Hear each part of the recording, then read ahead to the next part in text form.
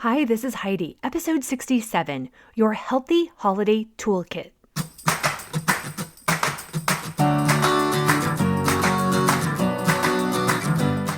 Life isn't a spectator sport. Success comes to those who show up every day with a pocket full of courage, grit, and a little sparkle.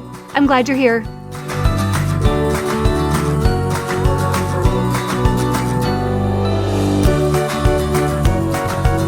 Hello, everyone. How are you doing?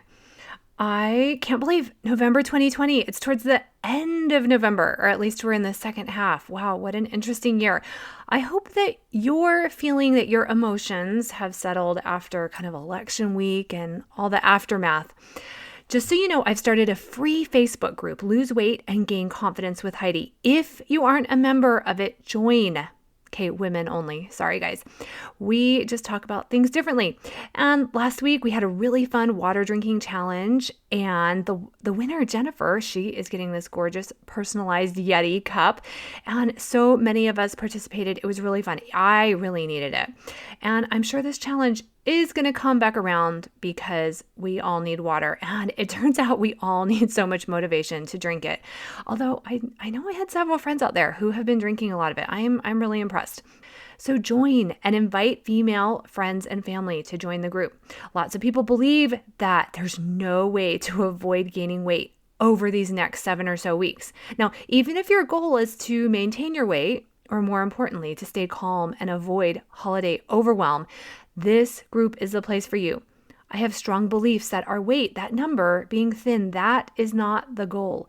The bigger goal is liking ourselves, treating our bodies and minds with incredible respect, and dealing with struggles in healthy ways, not in ways that create more negativity for us. And that group will have the first access to sign up for my weight loss group starting in January 2021. Lose 13 pounds in 13 weeks, okay? So registration will start in about 2 weeks. Today's episode is a toolkit of sorts for you to have an emotionally and physically healthy holiday season. Often our overeating at this time of year is a side effect of not managing our time, our emotions, and not being intentional on how we care for ourselves. So here we go. And I'm mixing up some emotional tips with the physical ones. Number 1, let other people know what you need. As it is 2020, and this year has been one where we've been separated physically from one another much more than ever, maybe you're prone to be lonely and sad at this time of year anyways. This particular year could be even harder. Let someone know. Tell family and friends you'd like them to check in on you or set up Zoom dates. Are you missing getting together with family and friends in person? Tell them, let them know this is very hard on you. I promise you are not alone. Have you had too much time with your spouse and children? Tell friends you need to talk weekly. I love using the Marco Polo app with friends. It really is awesome. Are finances extra tight this year? I'm sure this is a case with a lot of people. And if someone asks, let them know. Do you need specific things that you can't afford or you'd like someone to give you? Let them know. When people ask what you need, tell them. Most people really want to help other people. They want to spend their money and time in ways that benefit the people they love. And one of the best skills we can develop is the skill of letting people know what we need. Especially women think that this looks needy or whiny, or I don't even know how we think it's perceived, like we're weak, but nothing is more false. There is real inner strength and courage in first knowing what we need, and second, being able to tell people this. Remember, our vulnerability is what builds connection with one another. And when we express our needs, which sometimes is saying no to things, we subconsciously tell ourselves that we matter, and that boosts how we care for ourselves in other ways. Just today, I checked Facebook and saw some unfortunate news about a mission companion of mine, and she had posted that her cancer has returned.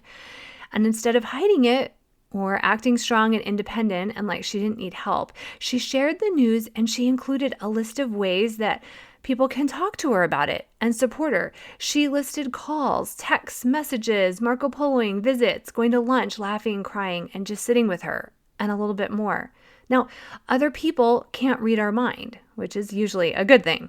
And especially in 2020, when we aren't even seeing people to maybe assess what they may or may not need, we need to unabashedly ask for what we need.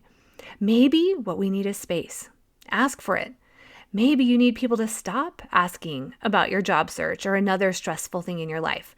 Remember, they might think that they're being kind, but for you, it might be pouring salt in a wound. Tell them nicely that while it comes from a good place, you'd like to talk about other things for a while. They don't know you need that unless you tell them. I'm sure I have inadvertently asked people about subjects that they don't want to talk about. Maybe you need more time off from work. Ask for it. Maybe you need your spouse to help out in ways that they don't usually help out. Ask for it. Remember, other people do want to connect with us. And when we allow others to help us, we provide a way to build those relationships.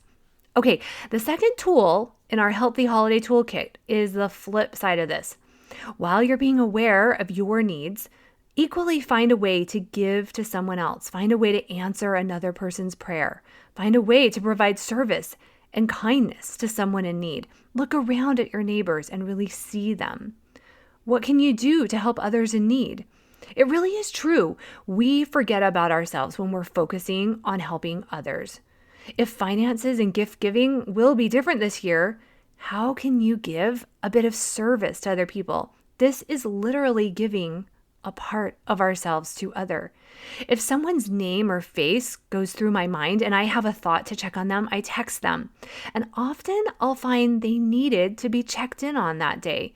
It's really awesome when that happens. Now, in a week, I'm going to give blood with my sons. We have the blood type that's the most valuable. This is a practice that we want to make a regular part of our calendar. So remember, tool number 1 and number 2 are partners. Be just as quick to share your needs as you are to help other people. Okay, our third tool in our healthy toolkit involves food. This is because the season is celebrated traditionally with events and gatherings and celebrations that include food. Now, 2020 will probably be a little different. We're probably going to have a lot less of those events, if any. Now, as I'm preparing this podcast, COVID cases are rising. We're being asked to cancel or limit family gatherings.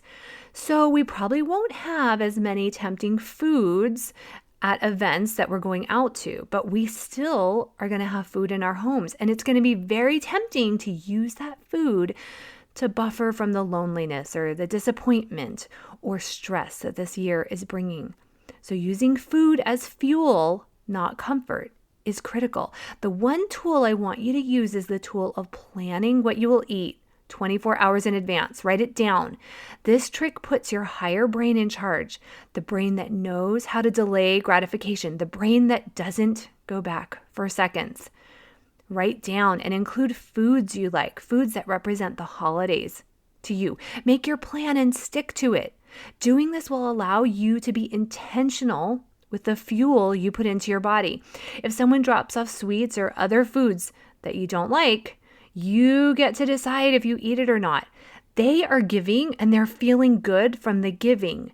You get to decide if you do or do not want to feel good after eating it.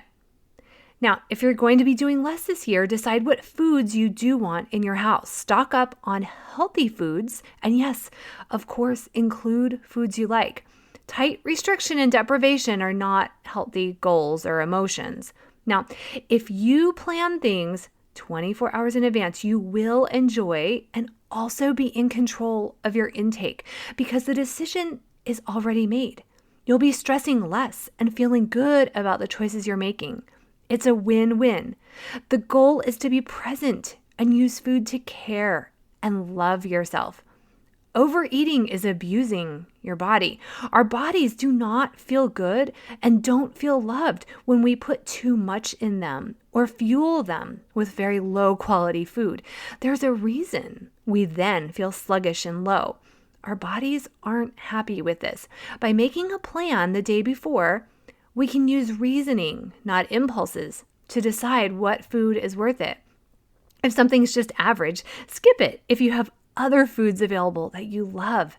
This is a season to enjoy each bite. Okay, our fourth tool is to find time for self-care. This looks different for everyone, but just like we need to be aware of our needs and ask for them, it's very important for us to take care of ourselves. Schedule the time. Maybe it's a 20-minute bath each night. I have a girlfriend who has a long soak every single night, and I know she sleeps better and manages her emotions better because of that. Plan the things you need into your calendar, into your budget. This year, some of the usual options might not be available, so get creative. Do you want to plan in a pedicure for your winter feet? If you can't get out to do this, soak your feet and buy a kit from Target with your favorite polish. Maybe self-care for you is saying no to a few too many Zoom calls or scheduling every Friday off work. Maybe it's turning off your phone at a certain time each night. I find I'm so much happier when we play games as a family, and if my husband and I can find a show to watch together. In addition to my alone time, which I treasure with a capital T, I like being able to relax together. Self-care may be limiting social media. If you find yourself struggling with comparing yourself to others, or you can't manage your thoughts when you see what other people post, give yourself a break from the apps. This is very healthy self-care. Whatever you decide it is, maybe buying a meditation app on your phone. Plan the time and protect it like gold. Okay, the fifth tool in your healthy toolkit is to find ways to exercise or move your body. I still find time to go to the gym. They have found a way to do it very socially distanced. But I know this isn't the case for everyone. But luckily, there are so many free exercise classes on YouTube. Maybe you can get out walking one day. I'm finding with my kids especially, it's easy to just move less while they're inside, and the lack of exercise affects every part of their life. The last 2 months, my daughter has been playing soccer safely, luckily, on 2 soccer teams. Just moving her body that much has elevated her mood and positively impacted her schoolwork and how she relates to the rest of us. And I know it's because of the exercise. We need the physical movement to relieve our stress. Find ways to do it. Yes, there are lots of reasons why it will be hard. And equally, there are so many options available also if you're open to finding them. Okay, here's my last tool for your toolkit, and this one is arguably the most important. Keep your expectations realistic. This is important every year, but 2020 might be the year we need to be incredibly honest and realistic. One of the toxic thoughts we have is that we want everyone to be happy. We buy things, do things, bake things with expectations that our family or friends will be happy. And then sometimes they aren't happy and we get disappointed. This is where understanding what creates another person's emotions allows you to maintain calm and peace. Other people may not be happy this time of year, and we get to decide if that's a problem for us or not. Our children are going through a pandemic. They're stressed in ways we can't understand. Expecting them to be happy all the time is a setup for disappointment and our own sadness. Now, expect that the emotions of the season will be all over the place and that this is normal. It's healthy.